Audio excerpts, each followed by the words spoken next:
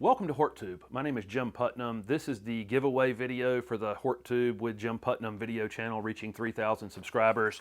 I'm giving away the bypass pruners and a pair of gloves. I'll do that at the end of the video. When the channel reaches 3,250 subscribers, I'm going to be giving away 20 packs of perennial seeds. I'm going to put up a video maybe in a week or so, and you'll make comments or ask questions on that video for a chance to win those seeds. As part of these videos now, I am doing question and answer. So the questions that we got from on the comments for this giveaway video, I'm going to go through and answer some of those now. Somebody asked about propagating willows, lavender, and dogwoods. Willows are easy. If you'll follow my backyard propagation series, they really are super easy. Lavender's a little tougher. You typically don't have a lot of hardwood to work with. It's really softwood material, so it can be kind of tricky, but it can be done. And then they ask about propagating dogwoods. Dogwoods, white dogwoods are done by seed, typically, and pink and red dogwoods are grafted onto white dogwoods. So just as a backyard gardener, if you're just experimenting with these things, dogwoods are a fairly high level. You may want to buy those and concentrate on propagating some other things that aren't grafted or aren't done by seed. Somebody asked if I would be doing some videos on annuals like supertunias, and absolutely I will. I'll get around to annuals and perennials at some point on this channel. And the other question they asked, would I be covering succulents? I don't consider myself an expert on succulents, cactus at all. I have a lot of experience with them, but if we cover something that I don't feel like I'm an expert in, I'm going to go to a nursery that does nothing but that. I've got two friends who have nurseries with nothing but succulents. We may visit those and see what they have going on, and if we're going to learn something, we'll learn it from somebody who really knows it.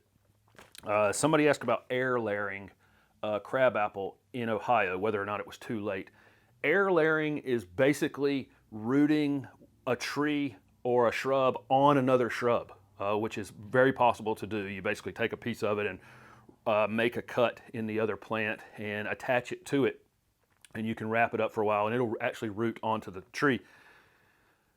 You still have enough time to do it. You're going to have about 6 weeks it will probably take to get roots on your branch, and then about 6 weeks to get it ready for winter. Get it in a pot and get it ready for winter.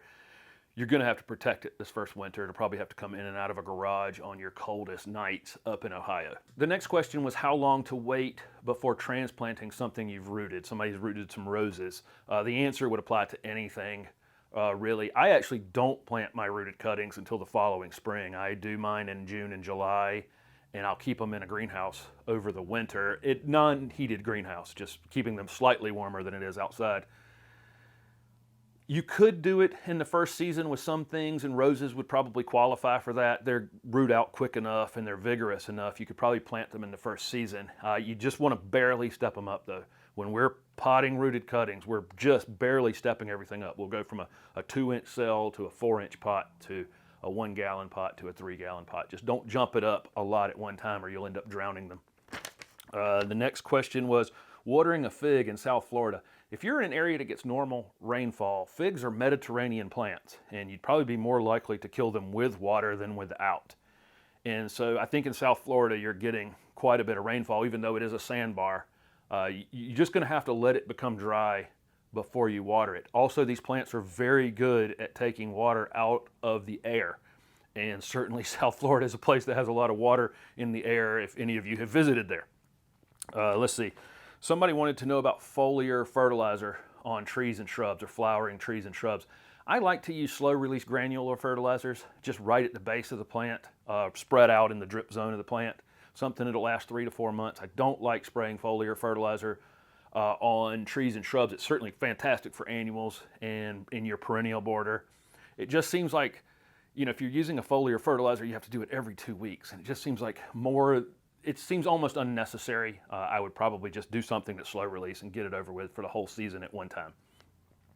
Somebody asked if they could prune their tulip magnolia into a single trunk tree. For those of you who don't know, deciduous magnolias typically have 4 or 5 or 6 trunks, and they bloom with the purple or white or pink flowers in the dead of winter, really late winter before they leaf out.